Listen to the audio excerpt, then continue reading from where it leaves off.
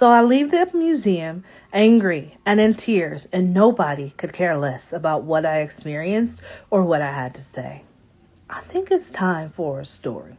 So let's talk about it. I go to this Black History Museum, right?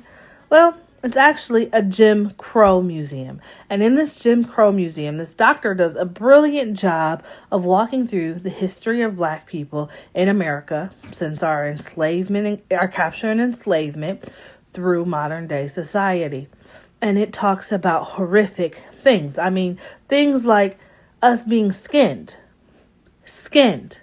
alive to make couches and wallets. Things about our feet getting chopped off, or about breeding plantations and our babies getting stolen, and God knows what was happening to them.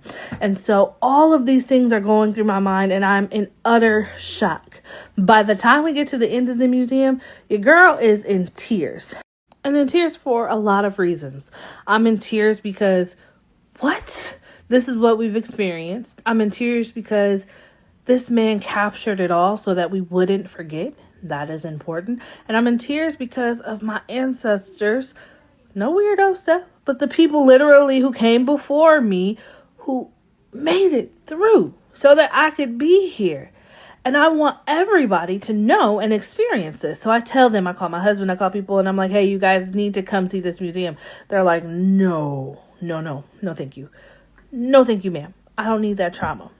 But here's the dangerous part. Because if the stories aren't told, if the stories aren't kept, if they're allowed to be washed away like they never happened, then the future is in jeopardy and history repeats itself. See, y'all thought the child leadership left all of that behind. But guess what? They're still skinning people. They're still eating people. And nobody's doing anything. They want us to act like it never happened. Forget this happened.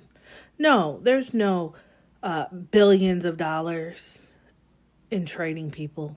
No, there's no dismembering and eating baby body parts and selling them and discarding them and burying them and tossing them into the ocean like trash. We weren't selling them on Wayfair and Walmart. No, we weren't using Life Touch photos and trafficking people through that way. No, none of that happened. Yeah, all of this stuff is imagination.